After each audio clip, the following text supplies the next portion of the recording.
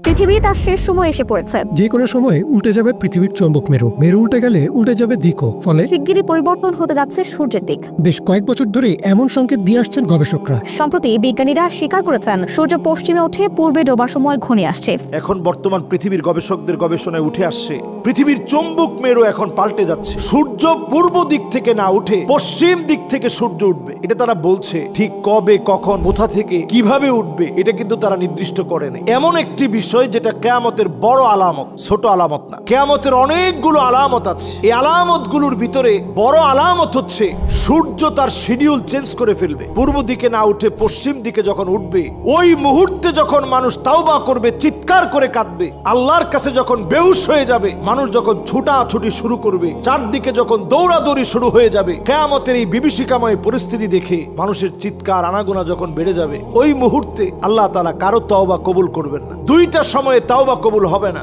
এর মধ্যে একটা সময় হচ্ছে তখন সূর্য যখন পশ্চিম দিক থেকে উঠবে, মানুষ দেখা মাত্রই আল্লাহর কাছে তওবা করবে যে আল্লাহ বড় ভুল হয়ে গেছে, বড় মুসিবতের মধ্যে পড়ে গেছি, এই তো মনে হয় কিয়ামত চলে আসতেছে। সেই মুহূর্তে যখন তাওবা করবে আল্লাহ পাক তখন তাওবা কবুল করবে না। তাইলে তাওবা কবুল করবে কখন?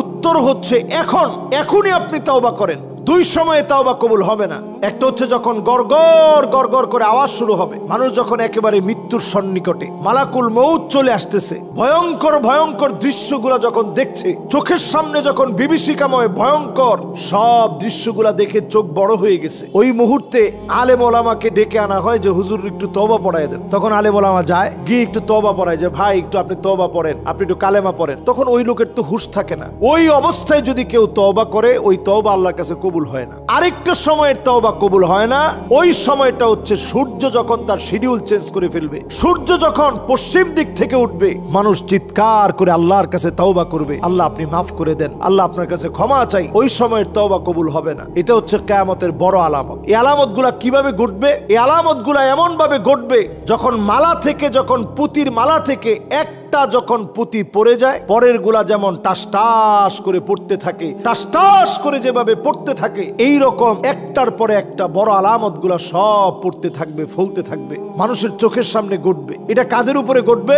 কোন একজন ইমানদারের উপরে এই দৃশ্য ঘটবে না। ইমানদাররা ততক্ষণ থাকবে ঈসা আলাইহিস সালাতু ওয়াস সালামের সময়ে, যখন আল্লাহ রাব্বুল আলামিন পূর্ণরূপে বিজয় দিয়ে দিবেন। এরপরে একটা লম্বা সময় শুধু মুমিনরা থাকবে, ইমানদাররা থাকবে, কোনো কাফের পৃথিবীতে থাকবে না। ঠিক তখন যখন কিছু মুশরিক আবার নতুন করে শিরিক করবে, অন্যায় করা শুরু করবে, জালিয়াতি করা শুরু করবে। ঈসা আলাইহিস সালাতু ওয়াস সালামের পরের ঘটনা বলছি। তখন যখন আবার মানুষের মধ্যে অন্যায় বেড়ে যাবে, অবিচার বেড়ে যাবে, জুলুম বেড়ে যাবে, পাপাচার বেড়ে যাবে, তখনই আল্লাহ রাব্বুল আলামিন কিছু মানুষকে কবজা করে ফেলবেন, ধরবেন, পাকড়াও করবেন।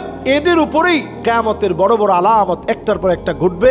এই আলামতগুলো দেখে মানুষ চিৎকার করে কাঁদবে, মানুষ কুল কিনারা খুঁজে পাবে না। এটা হচ্ছে একেবারে শেষ সময়ের আলামতের কথা বলছি। এবং এমন অবস্থা হবে, আকাশ থেকে তারকাগুলো একটার পর একটা পড়বে, সমুদ্র তার ভিতরের আগুনগুলা সব বের করে দিবে। ওই বিভীষিকাময় পরিস্থিতি দেখে মানুষজন কালেমার দিকে দৌড়াবে যে আমি কালেমা পড়তে চাই, এখনই ক্ষমা চাইতে চাই, এখনই তওবা করতে চাই। তখন মানুষ তওবা করবে না। আজকের গবেষণা যত বাড়ছে, বিজ্ঞান যত উৎকর্ষ সাধন করবে, বিজ্ঞান যত উৎকর্ষ সাধন করতে করতে যত বেশি অর্জন করবে, তত বেশি মানুষ এই কিয়ামতের সত্যতার পাশাপাশি তত বেশি মানুষ বুঝবে যে দুনিয়ার সময় কমে যাচ্ছে। এই যে আজকে আপনি তাকায় দেখেন, রিয়াদের ভিতরে কাবার মতো একটা মঞ্চ সাজিয়ে সেখানে নাচ গান শুরু হয়েছে। আরবের ভিতরে বন্যা হচ্ছে, ঘরে ঘরে এখন মসজিদ আছে, নামাজই নাই। মন্দিরে দেখবেন আপনি পূজার মধ্যে মুসলমান যাচ্ছে, মসজিদের ভিতরে মানুষ হট্টগোল করছে, ভাই ভাইকে ফেলছে। এই সব কাজগুলো আমাদেরকে বলে দিচ্ছে দুনিয়ার সময় আস্তে আস্তে ফুরিয়ে যাচ্ছে। মানুষ কবরের সামনে দিয়ে যাচ্ছে আর মনে করতেছে, আরে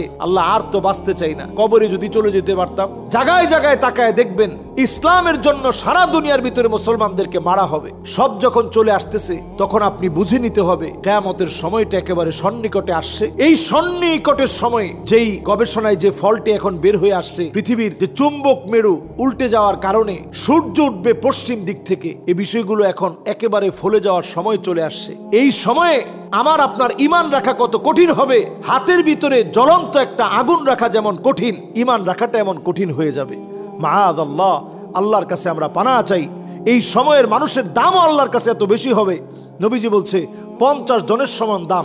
সাহাবায়ে কেরাম বললেন, ইয়া রাসূলুল্লাহ, 50 কি ওই যুগের মানুষের নবীজি বলতেছেন না, খমসুনা মিনকুম, তোমাদের 50 জন সাহাবীর যেই দাম আখিরি জামানায় ইমান নিয়ে থাকলে, ইমান নিয়ে চললে 50 জন সাহাবীর মূল্য আল্লাহ তাআলা তোমাদেরকে দান করে দিবে। সুবহানাল্লাহ বিহামদি। আল্লাহ রাব্বুল আলামিন এই সময়ে ইমানের পথে চলা, ইমানের সাথে থাকার তৌফিক আমাদেরকে দান করুক। আমিন। ওয়াসসালামু আলাইকুম ওয়া রাহমাতুল্লাহি ওয়া বারাকাতুহু।